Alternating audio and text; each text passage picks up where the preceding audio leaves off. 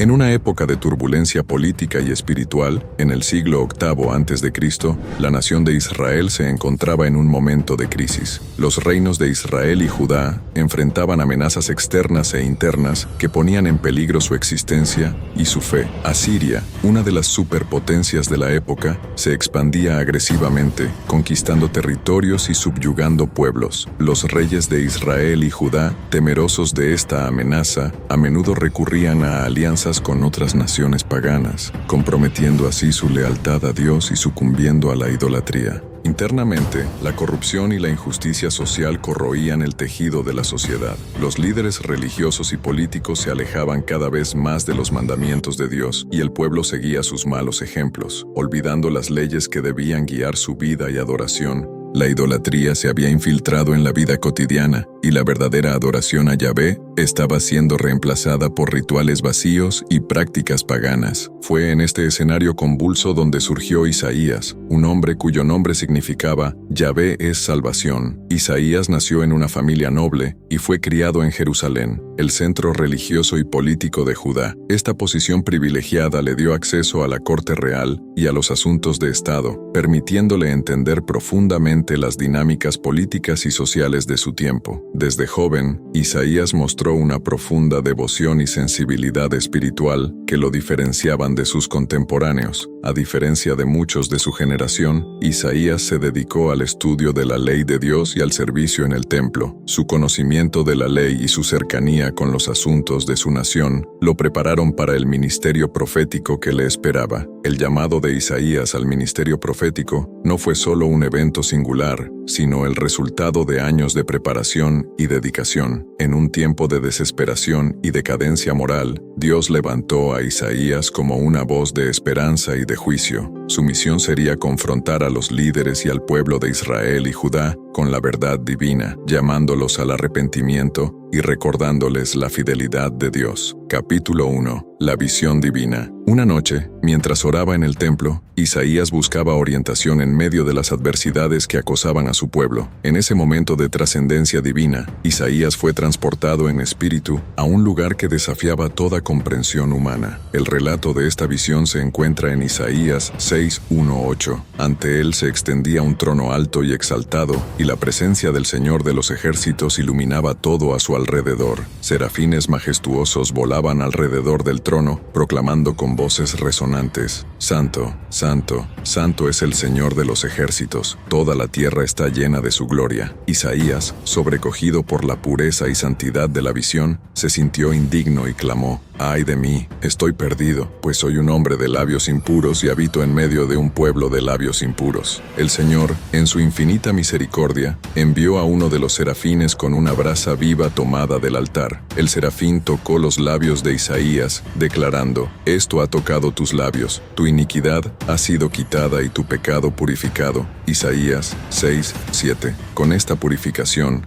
Isaías fue llamado a una misión divina que cambiaría el curso de su vida y la de su nación. Esta visión no solo transformó a Isaías personalmente, sino que también estableció el tono de su ministerio. La santidad de Dios y la necesidad de purificación serían temas centrales en su mensaje a Israel. Capítulo 2. El llamado y la misión. Después de su visión divina, Isaías escuchó la voz del Señor que decía: ¿A quién enviaré y quién irá por nosotros? Isaías 6:8. Este llamado resonó profundamente en el corazón de Isaías, quien, con su espíritu inflado por el amor divino y un sentido renovado de propósito, respondió con valentía: Aquí estoy, envíame a mí. El llamado de Isaías no fue un simple encargo, sino una transformación total de su vida. Este momento no solo marcó el comienzo de su misión profética, sino que también definió el carácter de su ministerio. Isaías no solo fue llamado a ser un mensajero de Dios, sino a ser un portavoz que hablaría en nombre del Señor en tiempos de gran necesidad y desafío. El Señor le encargó a Isaías una tarea desafiante: anunciar la verdad de Dios a un pueblo de corazones endurecidos y oídos sordos. Ve y dile a este pueblo: escuchad bien, pero no entendáis; mirad bien, pero no percibáis. Isaías 6:9. Este mensaje de Dios subrayaba la dureza del corazón del pueblo y su resistencia a aceptar enfrentar la verdad divina. Isaías debía confrontar la realidad de que muchos no escucharían ni entenderían su mensaje. Esta misión, llena de obstáculos y rechazo, requería una fe inquebrantable y una determinación firme. A pesar de esta advertencia, Isaías aceptó su misión con valentía, confiando en la guía y el apoyo del Señor. Sabía que su labor no sería en vano, ya que estaba alineada con el propósito divino y la voluntad de Dios. Isaías se convirtió en una figura clave en la lucha contra la corrupción y la idolatría de su tiempo. Su ministerio fue una llamada constante al arrepentimiento y la rectitud, desafiando al pueblo de Israel a volver a los caminos de Dios. Su determinación y fe inquebrantable lo sostuvieron a lo largo de su vida, enfrentando oposición y hostilidad con una confianza profunda en la promesa de Dios de que su palabra no volvería vacía. Capítulo 3. Proclamando la verdad. El ministerio de Isaías comenzó en una Jerusalén llena de corrupción, injusticia social y falsedad religiosa. La ciudad, que debía ser un faro de luz y justicia, estaba sumida en prácticas que alejaban al pueblo de Dios. Con valentía, Isaías se erguía en las plazas públicas y proclamaba: «Oíd, oh cielos, y presta oído, oh tierra, porque el Señor ha hablado. Crié hijos y los engrandecí, y ellos se rebelaron contra mí». Isaías 1:2. Estas palabras iniciales establecían el tono de su ministerio, una confrontación directa con la rebelión y el pecado del pueblo. Isaías denunció enérgicamente las prácticas idolátricas y la injusticia social que imperaban en su tiempo. Condenó a los líderes corruptos que abusaban de su poder y llevaban al pueblo por caminos de iniquidad. Sus denuncias no solo estaban dirigidas a las clases gobernantes, sino también al pueblo en general, instándolos a arrepentirse y volver a Dios. «Lavaos, purificaos, quitad la maldad de vuestras obras de delante de mis ojos, dejad de hacer lo malo». El énfasis de Isaías en la justicia y la rectitud era claro. Sabía que los rituales vacíos no podían sustituir una verdadera relación con Dios. La hipocresía de una adoración superficial, sin un cambio de corazón y conducta, era una de las mayores críticas de Isaías contra su pueblo. Insistía en que Dios deseaba la justicia y la misericordia más que los sacrificios y las ofrendas. Además de sus advertencias, Isaías ofrecía un mensaje de esperanza y redención. Prometía que, si el pueblo se volvía a Dios, Él los perdonaría y los restauraría. «Venid luego», dice el Señor, «y estemos a cuenta. Si vuestros pecados fueren como la grana, como la nieve serán emblanquecidos. Si fueren rojos como el carmesí, vendrán a ser como blanca lana». Esta invitación al arrepentimiento mostraba el amor y la misericordia de Dios, dispuesto a perdonar y renovar la relación con su pueblo. Isaías no solo llamaba a la gente a abandonar sus malos caminos, sino que también les ofrecía una visión de un futuro mejor, un futuro donde la justicia, la paz y la rectitud reinarían. Su mensaje era un faro de esperanza en tiempos de oscuridad, recordando al pueblo de Israel la fidelidad y el amor eterno de Dios. Capítulo 4. La profecía de Emanuel. Uno de los momentos más significativos en el ministerio de Isaías fue la profecía del nacimiento de Emanuel. En medio de la amenaza de invasión por los ejércitos de Siria y Efraín, el reino de Judá estaba al borde del colapso. El rey Acaz, un líder joven e inexperto, se encontraba en una encrucijada crucial. Temiendo por la seguridad de su nación, Acaz consideraba la posibilidad de formar alianzas con potencias extranjeras, lo que implicaría comprometer la fe y los valores de su pueblo. En este contexto de desesperación y miedo, Dios envió a Isaías con un mensaje de esperanza para el rey. Isaías se presentó ante Acaz con una promesa divina, instándolo a confiar en la protección y la fidelidad del Señor en lugar de buscar alianzas mundanas. «El mismo Señor os dará una señal. He aquí que la Virgen concebirá y dará a luz un hijo, y llamará su nombre Emanuel». Isaías 7:14. La profecía de Emanuel ofrecía una señal clara de la presencia continua de Dios con su pueblo. El nombre Emanuel significa Dios con nosotros, subrayando la cercanía y la protección divina en tiempos de crisis. Aunque Acaz recibió el mensaje con escepticismo y temor, la promesa de Emanuel se convirtió en un símbolo eterno de la fidelidad y el amor de Dios hacia su pueblo. Esta profecía no solo tenía un significado inmediato para el tiempo de Isaías, sino que también prefiguraba el nacimiento de Jesús, el Mesías, quien traería salvación a toda la humanidad. El cumplimiento de esta profecía se encuentra en el Nuevo Testamento, en el Evangelio de Mateo, donde se narra el nacimiento de Jesús y se cita la profecía de Isaías para subrayar su cumplimiento. Mateo 1:22-23. La promesa de un futuro gobernante divino infundió esperanza en el corazón del pueblo de Israel, que vivía en medio de la opresión y la guerra. Esta profecía alentaba a los israelitas a mirar más allá de sus circunstancias inmediatas y a confiar en el plan redentor de Dios, que traería paz y justicia a través del Mesías. Isaías, a través de estas profecías, no solo dirigía la mirada del pueblo hacia un futuro mejor, sino que también reforzaba la importancia de la fe y la confianza en Dios. La historia de Emanuel y el Príncipe de Paz sigue siendo un testimonio poderoso de la intervención divina en la historia humana, asegurando a los creyentes de todas las épocas que, a pesar de las pruebas y tribulaciones, Dios está con nosotros y su promesa de redención es segura. Capítulo 5. El siervo sufriente. Isaías también profetizó sobre el siervo sufriente, una figura que simbolizaba tanto a Israel como al futuro Mesías. Este concepto se desarrolla principalmente en los capítulos 52 y 53 de Isaías, conocidos como los cantos del siervo sufriente. En estos capítulos, el siervo es descrito como alguien despreciado y desechado entre los hombres, varón de dolores, experimentado en quebranto.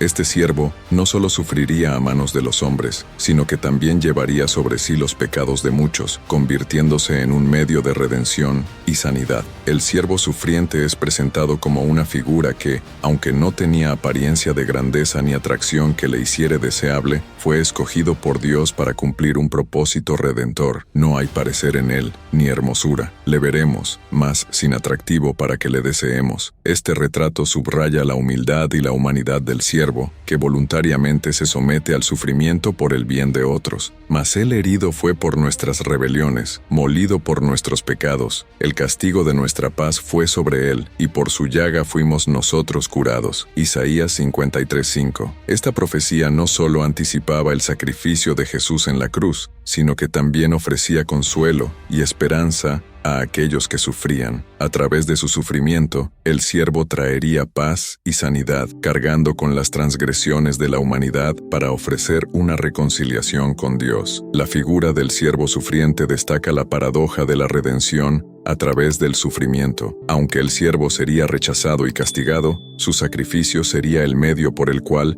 Dios traería salvación a su pueblo y al mundo. Angustiado él y afligido, no abrió su boca. Como cordero fue llevado al matadero, y como oveja delante de sus trasquiladores enmudeció, y no abrió su boca. La sumisión del siervo a su destino demuestra su obediencia y disposición para cumplir la voluntad divina. Esta profecía también refleja la profundidad del amor y la justicia de Dios. A través del sufrimiento del siervo, Dios muestra su compromiso con la redención y la restauración de la humanidad. El siervo sufriente se convierte en un puente entre Dios y los hombres, ofreciendo una expiación que trasciende el tiempo y el espacio. Esta figura profética no solo se refiere a Jesús, sino que también resuena con cualquier experiencia de sufrimiento redentor, donde el dolor y el sacrificio conducen a una mayor comprensión y reconciliación con lo divino. Capítulo 6. La promesa de restauración. A pesar de los mensajes de juicio, Isaías también ofreció visiones de esperanza y restauración. Profetizó sobre una Jerusalén renovada, una ciudad donde la justicia y la paz prevalecerían. Porque he aquí que yo creo nuevos cielos y nueva tierra, y de lo primero no habrá memoria, ni más vendrá al pensamiento. Esta promesa de un nuevo comienzo simboliza la capacidad de Dios para transformar y renovar todas las cosas. Isaías describió un futuro donde el lobo morará con el cordero, y el leopardo se acostará con el cabrito, y un niño pequeño los guiará. Esta visión de armonía y paz universal era un tiempo en el que la creación entera sería redimida y restaurada. La imagen de depredadores y presas viviendo en paz simboliza la eliminación de todo conflicto y la restauración del orden original de la creación, donde la paz y la justicia reinan supremos. El profeta también habló de la Nueva Jerusalén como un lugar donde Dios mismo habitaría con su pueblo. Nunca más se oirán en ella voz de lloro, ni voz de clamor. Isaías 65:19. Esta ciudad sería un símbolo de la presencia continua de Dios y su cuidado por su pueblo. La Nueva Jerusalén representaba una sociedad ideal, donde la justicia social, la rectitud y la adoración verdadera se manifestarían plenamente. La promesa de restauración no solo se limitaba a Israel, sino que tenía implicaciones universales. Isaías visualizó un futuro donde todas las naciones vendrían a Jerusalén para adorar al único Dios verdadero. Y vendrán muchos pueblos y dirán: venid y subamos al monte del Señor, a la casa del Dios de Jacob, y nos enseñará sus caminos, y caminaremos por sus sendas. Esta visión de inclusión y unidad global reflejaba el plan redentor de Dios para toda la humanidad. En este futuro restaurado, Dios se comprometía a ser el protector y proveedor de su pueblo, y será que antes que clamen, responderé yo, mientras aún hablan, yo habré oído. Isaías 65:24. Esta promesa de cercanía y respuesta divina aseguraba a los creyentes que Dios siempre estaría con ellos, guiándolos y protegiéndolos. La profecía de Isaías sobre la restauración no solo ofrecía esperanza para su tiempo, sino que también apuntaba a un futuro escatológico, donde el reino de Dios se establecería en su plenitud. Esta visión final de una nueva creación, donde el pecado y el sufrimiento serían erradicados, y la justicia y la paz reinarían para siempre, sigue siendo una fuente de esperanza y consuelo para los creyentes en todas las épocas. Capítulo 7. La inclusión de los gentiles. Isaías también habló de la inclusión de los gentiles en la comunidad de fe. A los eunucos que guarden mis sábados y escojan lo que yo quiero y abracen mi pacto, les daré en mi casa y dentro de mis muros un lugar y un nombre mejor que el de hijos e hijas. Les daré un nombre eterno que nunca será cortado. Esta promesa de inclusión reflejaba la naturaleza universal del amor de Dios, rompiendo barreras y extendiendo la salvación a todos aquellos que buscaban al Señor con sinceridad. Isaías veía un futuro en el que todas las naciones se unirían en adoración al Dios de Israel. La visión de Isaías no se limitaba solo a la restauración de Israel, sino que también abarcaba a los gentiles, quienes serían recibidos en la comunidad de fe como iguales. Esto representaba una ruptura radical con las normas sociales y religiosas de la época, donde la exclusión y la segregación eran comunes. Y vendrán muchos pueblos y dirán: